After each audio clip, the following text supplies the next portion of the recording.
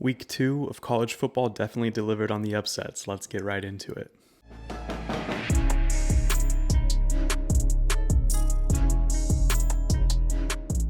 What's up? Hello, and welcome to my channel, Peak Sports. I'm Weston. Here we talk all things sports. Right now it's college football focused, but in the future I want to get more into other sports. But let's get right into week 2 of college football action. So the story of this week I felt like was Sunbelt wreaking havoc. We had 3 Sunbelt teams upset brand name programs in very exciting ways. And, this is why we play the games. We get this every year where a team that has no business winning in another person's home field gets the dub. This is why we play the games. App State takes down number 6, Texas A&M. A lot of people bringing the heat to Texas A&M right now with their best-in-class recruiting, their coaching, their facilities, and they still can't seem to figure it out and get over the hump. We'll be watching them the rest of the year. They have a lot of talent on that team. I can't imagine them falling too far off. App State really showed up, played a great game, really could have easily beat North Carolina last week and be 2-0 right now. Obviously they're no stranger to these big upsets, the most notable Michigan back in the day. But it seems like App State every year has a solid team, a solid program, and a solid culture in that facility. Big season ahead from them. Georgia Southern shucks the Huskers. Georgia Southern had 642 total yards of offense against Nebraska, which is embarrassing for Nebraska, not gonna lie. Someone said that might have been the most ever allowed by an opponent in their home stadium, which is crazy. Nebraska promptly fires Scott Frost after a 16-31 record with the Huskers. Really, it had to be done. I was completely wrong about Nebraska. I had them as one of my sleeper teams, one team that was going to bounce back this year, but we all see how that's going.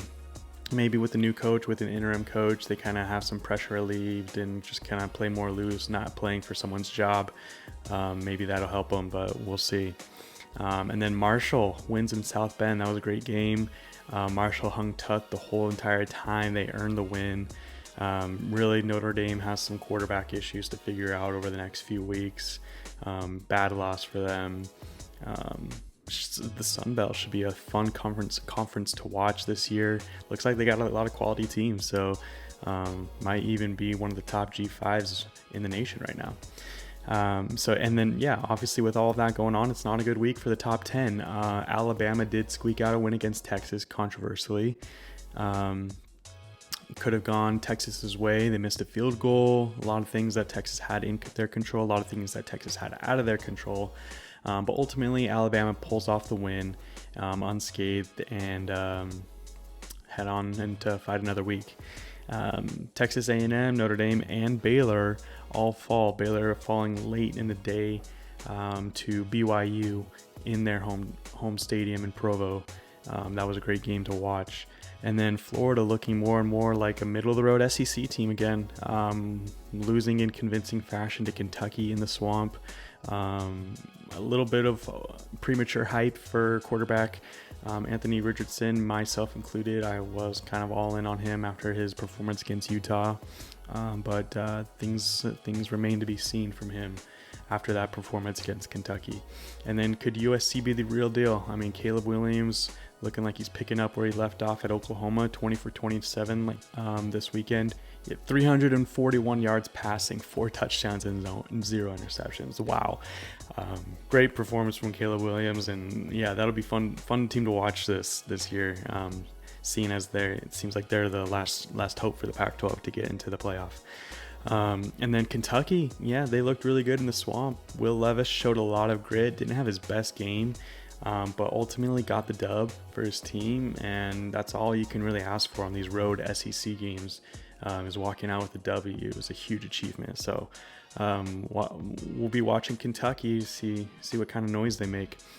So that's another week in the books.